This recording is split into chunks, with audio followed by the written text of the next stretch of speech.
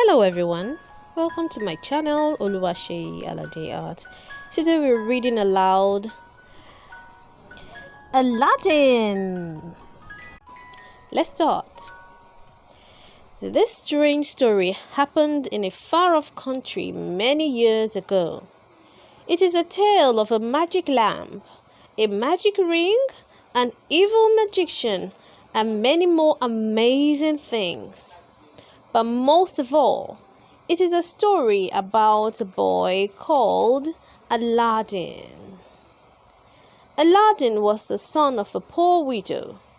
Although his mother worked hard to earn a little money, his son did nothing to help her. He spent all his time with friends, daydreaming of becoming a rich man. One day, as Aladdin was just lazing around, a stranger came up to him. "I am your uncle from Africa," said the man.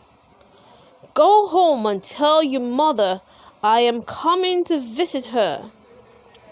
For once, Aladdin did as he was told. The poor widow used all the money she had to buy food for the stranger's supper. After he had eaten, the man promised to make both of them rich. Aladdin was delighted, but his mother was not so sure. "All I ask," said the stranger, "is that Aladdin do one small task for me tomorrow in return." Now, as you may have guessed, the stranger was not Aladdin's uncle at all. He was a really powerful magician in disguise. He was not out to help Aladdin, but trick him. Very early next morning, Aladdin and the magician left the city. By the time it was light, they had reached the mountains. As they climbed up and up, the path grew narrower with steep rocks on each side. At long last, they stopped. They could go no farther, for a huge boulder blocked their path. Aladdin sat down to rest, but not for long. The magician pointed a long finger at the boulder and shouted, "Abracadabra!" A noise like thunder echoed round the mountains. The boulder vanished, and the rock behind cracked in two. The magician grabbed hold of Aladdin. "Go through that crack in the rock, because I am too big. You will find some steps which lead to a cave. In the cave you will see an old lamp. Bring it to me straight away." Poor Aladdin tried to run away, but the evil magician held him too tightly. "If you are such a coward," bellowed the magician, "take my magic ring." And with that, he pushed Aladdin through the crack in the rock, and the poor boy fell down the steps into the cave. When Aladdin picked himself up, he could hardly believe his eyes. The cave was full of gold and jewels. Aladdin gasped. He picked up a few and stuffed them in his pocket to take back to his mother. Outside the cave, the magician began to shout, "Bring me my lamp at once!" But Aladdin was too busy to hear him. Because Aladdin did not obey him at once, the magician flew into a terrible rage.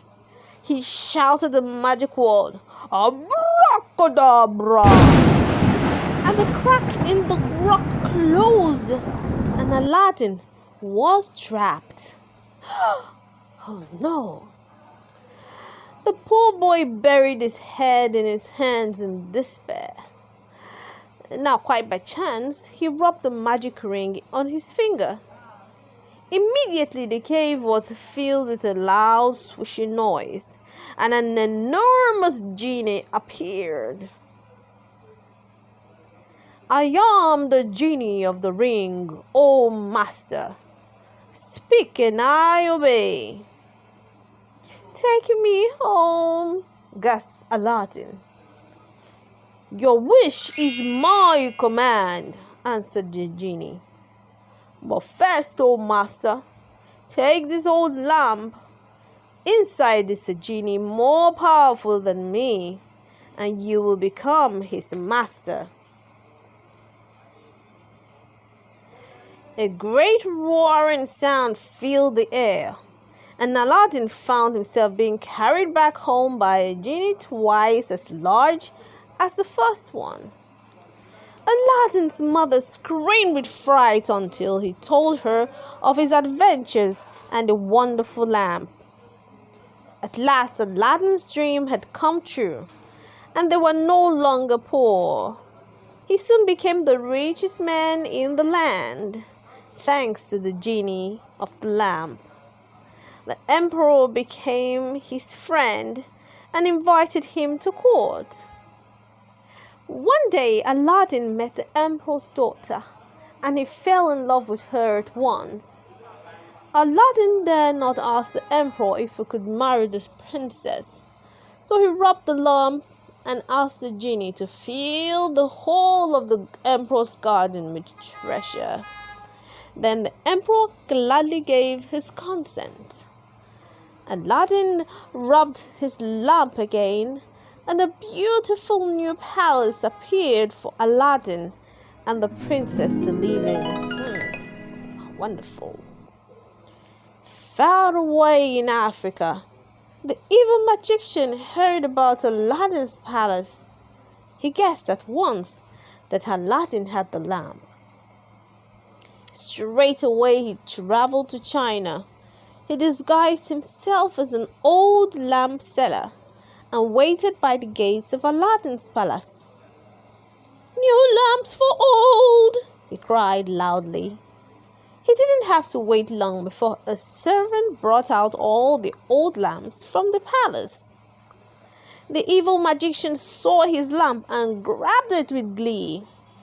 He ordered the genie to take him, the palace, and the princess back to his home in Africa. When Aladdin returned home, he could find no trace of his princess or his palace. So he sat wondering what to do. Quite by accident, he rubbed the magic ring. At once, the genie appeared. "Take me to my princess, O genie of the ring," Aladdin begged.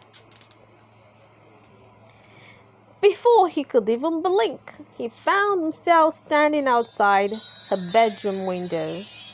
The princess was overjoyed to see Aladdin. "I know where the lamp is," she whispered. "The magician keeps it tied to his belt night and day." Quickly, Aladdin told her his plan. "Take this sleeping powder and mix it in his wine. You must steal the lamp as soon as he falls asleep." Late that night, the princess dropped the powder into the magician's glass, although she was very frightened. He fell asleep at once, and she carefully untied the lamp. Aladdin jumped out from his hiding place and grabbed the lamp. One rub, and the genie appeared. "Take us all home," Aladdin cried.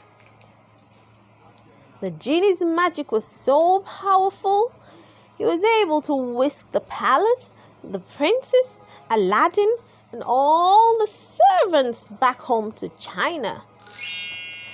"Drop that evil magician into the sea on the way home," ordered Aladdin.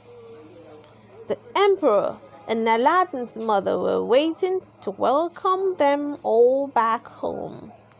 At last, their adventures were over. As for the lamp, Aladdin made sure it was kept in a very safe place and never given away again. What a lovely story. Subscribe to my channel, like and share, and I'll see you next time with more amazing books we'll read aloud together. See you next time. Bye.